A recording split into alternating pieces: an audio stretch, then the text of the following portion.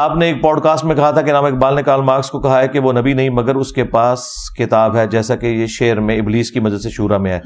وہ ابلیس کی طرف سے کہہ رہے ہیں. Don't you think you have miss interpreted? نہیں جی بالکل نہیں، آپ کو پتہ ہی نہیں ہے. اب جو لوگ ڈاکٹر اقبال کو بابا مانے ہوئے ہیں وہ تو ماننے کے لیے تیار ہی نہیں ہے کہ یہ ان سے ہو گیا، اور یہ جو کچھ انہوں نے کیا ہے غلط نہیں کیا.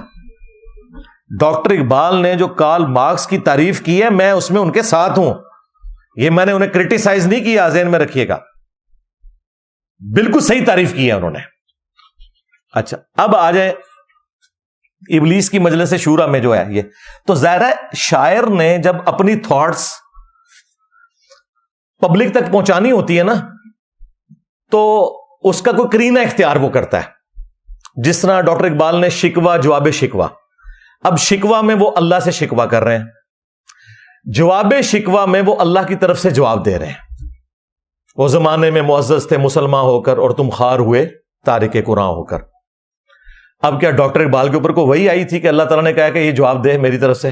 نہیں، شاعر خود سوچتا ہے کہ بھئی یہاں پہ ہمارے سے مسئلہ مس ہینڈل ہوا، اور یہ ان کا شعر بالکل ٹھیک ہے. صحیح مسلم میں حدیث ہے اللہ تعالیٰ اس کتاب کی وجہ سے قوموں کو عروج دے گا اور اس کتاب کی وجہ سے قوموں کو زوال پذیر کرے گا. تو یہ جواب شکوہ کا شعر فٹ ان بیٹھتا ہے مسلم شریف میں. اچھا اسی طریقے سے جواب شکوہ کا آخری شعر ہے کہ محمد سے وفا تو نے تو ہم تیرے ہیں، یہ جہاں چیز ہے کیا لوح و قلم تیرے ہیں. اب یہ بات اللہ تعالیٰ نے نہ قرآن میں اس طریقے سے لکھی ہوئی ہے نہ نبی علیہ السلام نے کہیں فرمائی ہے، لیکن قرآن و سنت کی تعلیمات کا نچوڑ یہی ہے کہ جو شخص اپنے نبی کے ساتھ مخلص ہو گیا اللہ تعالیٰ اس کے حق میں اپنے لوح محفوظ میں فیصلے کرے گا. یہ تو ہر مسلمان کا عقیدہ ہے، لیکن انہی الفاظ کے ساتھ کوئی چیز نہیں اس طرح رپورٹ ہوئی بھی.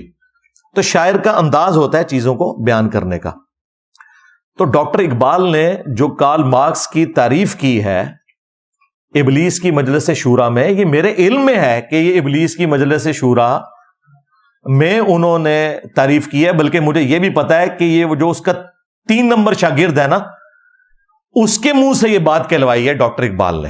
وہ ڈاکٹر اقبال کوئی شیطانوں کے پاس تو نہیں بیٹھتا تھا، یہ اس کا خود اپنا تخیل ہے نا کہ اس کا چیلا نمبر 1 یہ بولتا ہے، چیلا نمبر 2 یہ بولتا ہے، چیلا نمبر 3 یہ بولتا ہے، چیلا نمبر 4 یہ بولتا ہے، چیلا نمبر 5 یہ بولتا ہے، پھر اینڈ پہ بڑا ابلیس بھی بولتا ہے.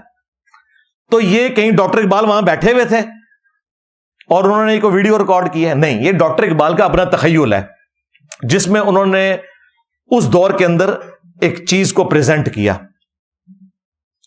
تو میں نے جو وہ کیسر راجہ بھائی کے ساتھ پوڈ کاسٹ تھی اس میں یہ ڈاکٹر اقبال کے حوالے سے کلیئر کیا تھا کہ آپ انہیں مذہبی شخصیت بنا کے پیش نہ کریں خدا کے لیے. وہ مذہبی شخصیت نہیں ہے، وہ ایک تھنکر ہیں، فلاسفر ہیں، اچھے شاعر ہیں، مذہبی پیشوا نہیں ہے.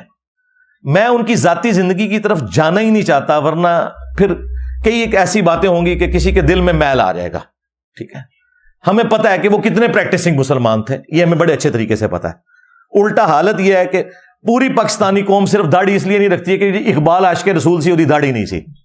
اندازہ کرو، یعنی دین کا تعلق اقبال کے ساتھ ہے یا اس شخص کے ساتھ ہے جس کی قبر مدینے میں صلی اللہ علیہ وآلہ وسلم.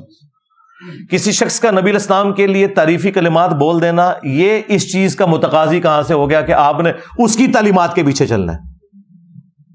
نبی علیہ السلام کی شان میں تو غیر مسلموں نے بھی بکس لکھی ہیں، شاعری کی ہے.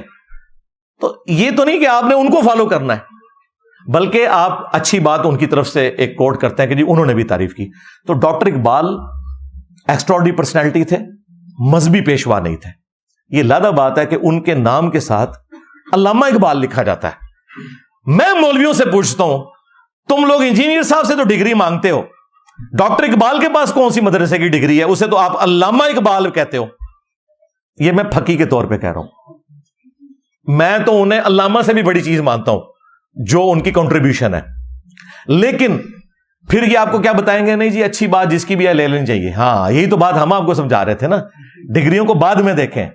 علامہ اقبال بھائی کسی مدرسے کی ڈگری ہے، وہ ڈاکٹر اقبال ہیں، ڈاکٹریٹ انہوں نے کی ہے گوروں سے علم حاصل کیا ہے، اجمیر شریف سے، بغداد شریف سے انہوں نے کوئی علم حاصل نہیں کیا، اور وہ اس بڑے لیول پہ جو پہنچے ہیں وہ مسلمانوں کے معاشرے کی آؤٹ پٹ نہیں تھے، یہ ذہن میں رکھیے گا۔ ڈاکٹر اقبال کا اگر ایکسپوئر یورپ کے ساتھ نہ ہوتا تو اتنی بڑی پرسنالٹی وہ کبھی بھی نہ بنتے۔ اس زمانے میں جرمنی تو ایک سمجھ لے ایک گڑھ تھا، اس اعتبار سے کہ بڑے بڑے فلاسفرز وہاں پہ پیدا ہوئے، اور ظاہر ہے وہ ان کی بکس بھی پڑھتے تھے، پھر انہوں نے ڈاکٹریٹ بھی کی، ان کے ٹیچرز میں بھی بڑے بڑے کوالیفائڈ لوگ تھے، اور انہوں نے ان چیزوں کو پھر امپلیمنٹ کیا اور بڑے اچھے انداز میں۔ جس طرح آپ دیکھیں میری تعلیم تو ساری میکینیکل انجینئرنگ کی ہے، اسلام تو میرا شوق تھا، الحمدللہ میں نے تمام علماء کی کتابیں پڑھی، تمام فرقوں کے علماء کو سنا، پھر کاؤنٹر ویریفائی کیا بکس کے ساتھ، اور پھر میں نے ایک آپٹیمل سولوشن پبلک کے سامنے رکھا۔ تو آج بڑے بڑے علماء بھی فیل ہیں، کہتے ہیں انجینئر کہاں سے چیزیں نکالتا ہے؟ بھئی وہاں سے نکالتا ہے جہاں سے آپ کو نکال کے بتانی چاہیے تھی، جو لوگ تنخواہیں کھا رہے تھے اس چیز کی۔